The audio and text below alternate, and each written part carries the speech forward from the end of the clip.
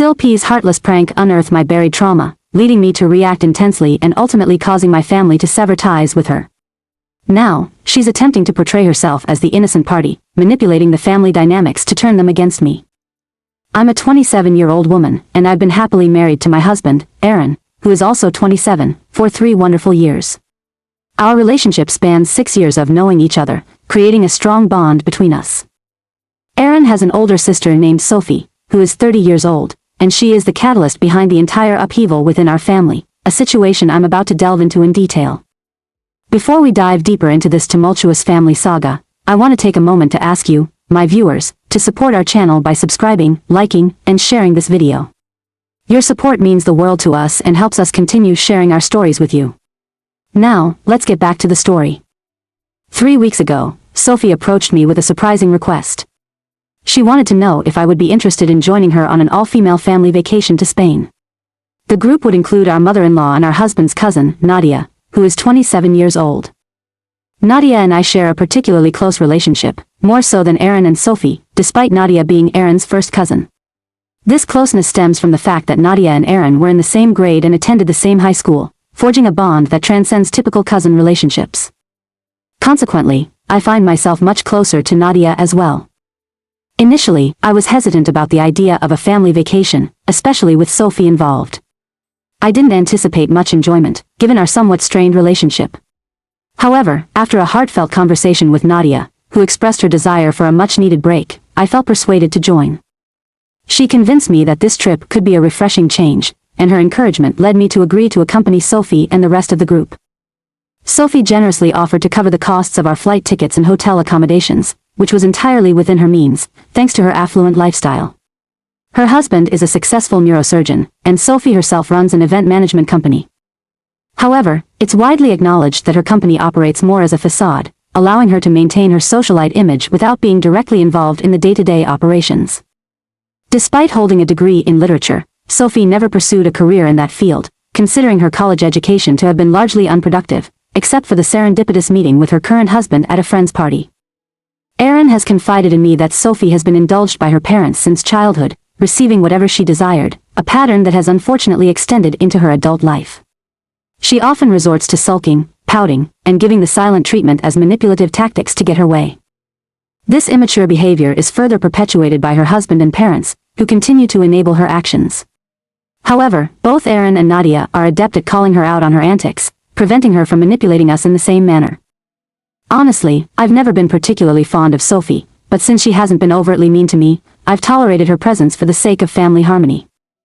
Despite my reservations, I agreed to embark on the trip with her. Fast forward 3 days ago, we were finally preparing to depart. The airport was a considerable distance from my home, necessitating an early departure. I arrived about 30 minutes ahead of schedule, feeling a bit restless as I waited for the rest of the group to arrive. To pass the time, I decided to scroll through my phone. Unfortunately, that very morning, my phone's vibration motor had ceased functioning, leaving me without the usual buzzing notifications.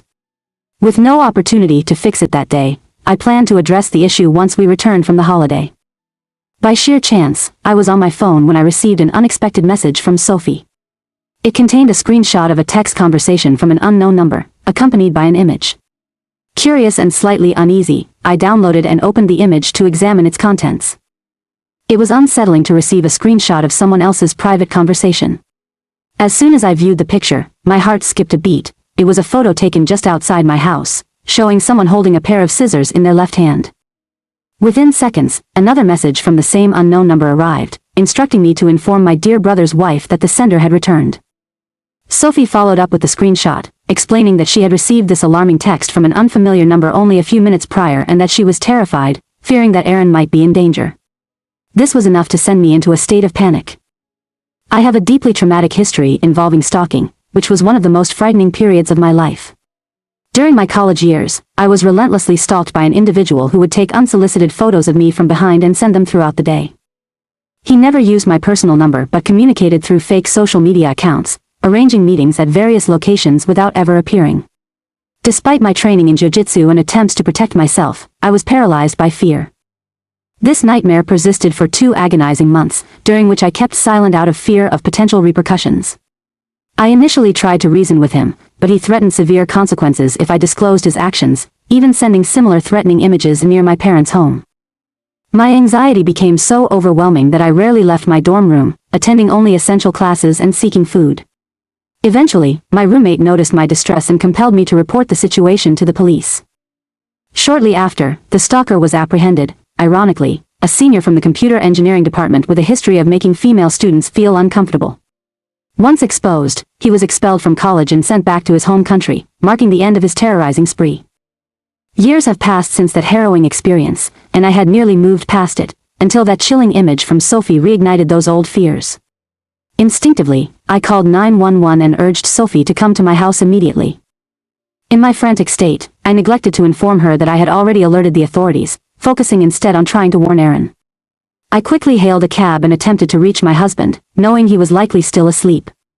It was 8 a.m., and Aaron typically slept in late on weekends, making it difficult to wake him. Fortunately, he answered my third call, sounding groggy but alert enough to understand the gravity of the situation when I mentioned the photo. I instructed him to arm himself with something heavy, secure himself in the bedroom, and barricade the door. Though confused at first, Aaron promptly followed my instructions upon grasping the seriousness of the situation. I remained on the phone with him throughout the 45-minute cab ride home, even as the police arrived to inspect our residence. Due to my phone's malfunctioning vibration feature, I wasn't receiving any additional alerts. By the time we reached home, the police had concluded their inspection without finding any suspicious individuals nearby. I was in the midst of a full-blown panic attack, taking several minutes and half a bottle of water to regain my composure. The authorities informed me that they had traced the phone number through their system, revealing the name Theo Wilson. Although it wasn't my previous stalker's name, it was plausible that the number was being used fraudulently. By then, I had almost forgotten about Sophie in my phone, overwhelmed by relief that Aaron was safe. The police then sent 2 officers to apprehend the individual responsible, as the cybercrime department had tracked the sender and was bringing them to the station. Aaron and I proceeded to the nearest police station, and within minutes of our arrival, Sophie was forcefully taken in by 2 officers while she cried uncontrollably.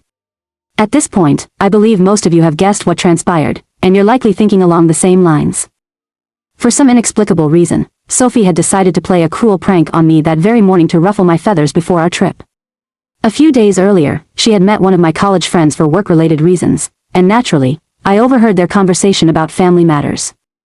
Upon discovering our connection, my old college friend informed Sophie about my past stalking ordeal, something I had inadvertently become somewhat infamous for on campus, not because I boasted about it, but because such scandals tend to garner a lot of attention. Sophie, ever the instigator, thought it would be amusing to exploit my traumatic history for her own entertainment. She created a fake phone number specifically for this prank, sending herself an image that she had taken a few days prior right outside our house, featuring the ominous pair of scissors and an outstretched arm.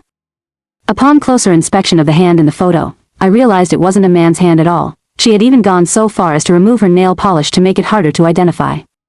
Initially, I was too overwhelmed by fear to notice these subtle clues that would have indicated the prank's true nature. Nevertheless, the mere thought of reliving that terrifying experience was enough to plunge me into a state of panic, especially with Aaron's safety seemingly at stake.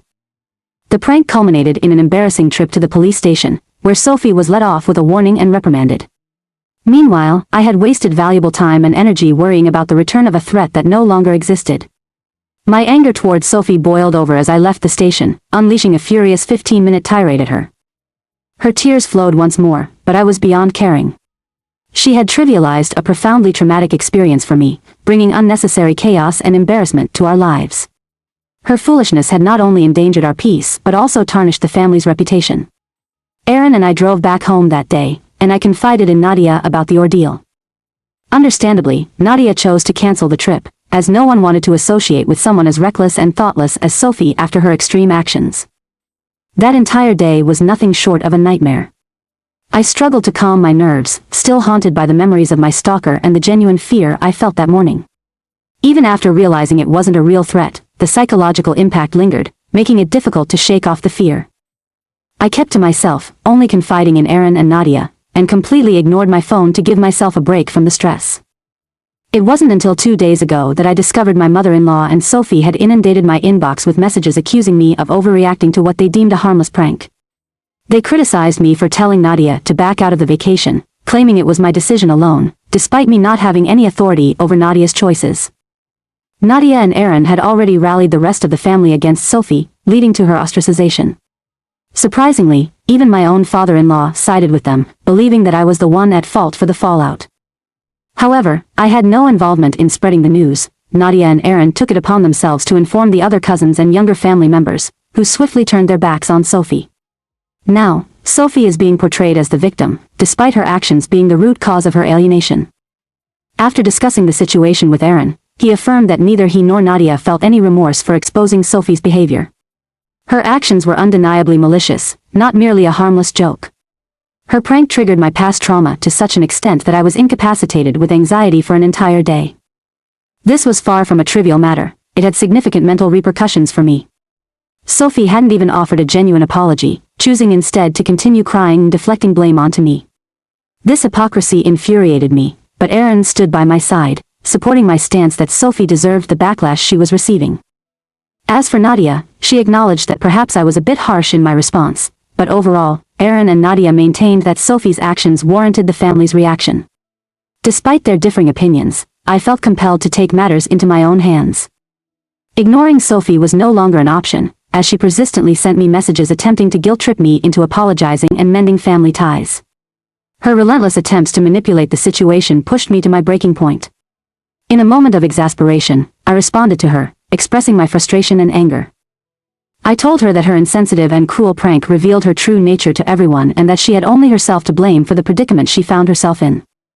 I made it clear that I had no involvement in the other relatives cutting her off and, in fact, wished I had, as it would have felt good to help cleanse the family of her toxic presence. In my heated response, I went as far as insulting her appearance, calling her a pig both inside and out. Normally, I refrain from judging people based on their physical appearance, having been bullied for my own body in the past, but in this instance, I wanted Sophie to feel the pain she had inflicted on me. I was acutely aware of her insecurities regarding her weight, and targeting this aspect of her was a calculated move to make her understand the hurt she caused. Whether I was too harsh is something I pondered, but in that moment, I felt justified in expressing my true feelings. The barrage of texts from Sophie continued, each one more insistent and manipulative than the last, pushing me to respond further. Unable to maintain my composure any longer, I labeled her trashy to reflect my disdain for her actions. My tolerance for her spoiled and insensitive behavior had reached its limit, and I decided to put my phone aside to distract myself by watching a movie. It wasn't until 3 hours later that I checked my messages again. Sophie had responded to my harsh words, claiming that she had always considered me a good friend and expected forgiveness for what she saw as a minor mistake. She suggested that if I was going to be rude, I shouldn't have replied at all and should have simply ignored her as I had before. Her message was a mix of apology and continued blame, indicating that she believed she was still the victim in this scenario. While I don't particularly like Sophie, I had to acknowledge that she made a valid point about my reaction. Perhaps I had let my anger get the better of me, but her persistent gaslighting and manipulation only intensified my frustration. The only regret I harbored was for insulting her weight, fully aware of how deeply such comments can wound someone. Despite feeling a twinge of remorse for attacking her insecurities, I firmly believe that Sophie had no right to approach me and demand an apology after the trauma she caused. Aaron remained steadfast in his belief that I shouldn't apologize, reinforcing that Sophie deserved the consequences of her actions. Nadia, however, thought I might have been a bit too severe in my responses, leaving me conflicted and uncertain about the best way to proceed. Seeking impartial advice, I turned to the Reddit community for guidance, fearing that responding to Sophie in kind would only drag me down to her level. I shared my love for Aaron, acknowledging that he isn't always the best at handling emotional turmoil, and expressed my affection for Nadia, despite her being a bit too emotional at times. What I needed was unbiased judgment that took the entire situation into account. In a moment of vulnerability, I admitted to calling Sophie a heavy SIL pig, to wound her deeply, targeting her insecurities after her malicious prank. The weight of my actions bore down on me, and I realized that I might have stooped to her level just to defend myself. Update 1 *. After reading the comments on my original post, I took everyone's opinions to heart and decided to apologize to Sophie for the hurtful comment I made about her weight. While I stood by the rest of my actions, I couldn't ignore the guilt of attacking someone based on their appearance, especially knowing firsthand how painful such bullying can be. I sent her an apology text 5 minutes ago, hoping she would accept it, but she hasn't opened it yet. Regardless of her response, I feel at peace knowing that I made an effort to rectify that specific wrong. I haven't spoken to my mother-in-law about this situation, as she had no involvement and didn't contribute to the conflict. Her swift defense of Sophie, despite knowing the gravity of what Sophie did, was baffling. Her messages were laced with phrases like, "Sophie screwed up," and "I understand why you're mad," which only further complicated the situation. It seemed like she wanted me to feel guilty for standing up to Sophie, but logically, if our roles were reversed, she wouldn't have reacted the same way. Aaron doesn't think I should apologize because Sophie rightfully deserved to be called out for her actions. Nadia, on the other hand, believes I might have been a tad too harsh, leading to my divided emotions and uncertainty about the next steps. This internal conflict is why I reached out to the Reddit community for support. I didn't want to retaliate by stooping to Sophie's level, but I also needed guidance on how to handle the fallout. Update 2 *. Sophie has finally responded to my apology. Several hours after sending the text, she replied, stating that everything was fine, although she hadn't expected me to be so understanding. She admitted that she was a bit shocked but accepted my apology, acknowledging that perhaps we were never truly friends and that our relationship wouldn't recover in the future. For what it's worth, she did apologize for using my traumatic past against me in such a cruel manner. She confessed that if she had known the severe consequences her prank would have, she would never have gone through with it. Despite her acknowledgement, her apology was laced with passive-aggressive undertones, suggesting that she had put considerable thought into crafting a message that was both infuriating and seemingly remorseful. While it wasn't a heartfelt apology, it was better than nothing. At least now, I don't have to carry the burden of my harsh words and can move forward without the constant reminder of the conflict. This entire episode has concluded, and moving forward, Sophie will no longer be a part of our lives, a silver lining amidst the chaos. Update 3 *. It's been about a month since the last update, and life has taken a positive turn. Last week, Nadia discovered she was pregnant, leading to a joyous pregnancy announcement party attended by everyone except Sophie. After being ostracized, Sophie deactivated her social media accounts and went completely silent. However, Aaron checked in with his father, and they reassured us that Sophie was okay, merely taking a break from social interactions during the time of the party. Despite not being invited, Sophie seized the opportunity to make herself the center of attention by sending Nadia a text wishing her luck on her pregnancy journey. The message contained the usual well wishes but was tinged with Sophie's trademark passive-aggressiveness. She couldn't resist the chance to become the talk of the town, especially during a significant family event from which she was excluded. In her message, Sophie claimed she would have loved to join us, me, Aaron, and the rest of the family, but cited prior commitments as the reason for her absence. She conveniently ignored the fact that she wasn't actually invited, instead framing her exclusion as a personal choice to prioritize herself and avoid negative energies, implicitly blaming us for being the source of negativity. This assertion was nothing short of absurd, and we couldn't help but laugh at how desperately she wanted to be involved without having to accept the consequences of her previous actions. We chose not to broadcast her message at the party, keeping it to ourselves and avoiding giving her the satisfaction of becoming the focal point of the event. Sophie's persistent desire to be part of our lives, despite her uninvited presence and lack of genuine remorse, was both frustrating and entertaining. Her message was a classic example of her inability to take responsibility and her tendency to spin situations to her advantage, even when faced with outright exclusion. We recognized that she needed to deal with her issues privately, as her attempts to insert herself into our joyful moments only highlighted her inability to change. It was clear that her social media detox had not led to any meaningful introspection or personal growth. Instead, Sophie remained unchanged, still the same person we had come to know, and no one expected that to change overnight. As we moved past the party, Nadia and I found solace in each other's support, focusing on the positive developments in our lives rather than dwelling on Sophie's antics. The pregnancy announcement was a beacon of hope and happiness, a testament to the resilience and strength of our family bonds. Despite the lingering tension with Sophie, we chose to celebrate the joyous occasion, letting the positive energy of new life overshadow the negativity she had brought into our lives. In conclusion, this entire ordeal has taught me valuable lessons about setting boundaries, standing up for oneself, and the importance of supportive relationships.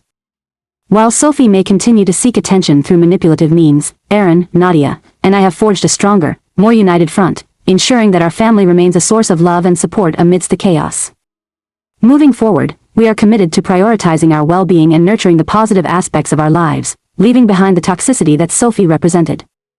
Thank you all for following along with our story, and remember to subscribe, like, and share to support our channel as we continue to navigate the complexities of family and personal growth together.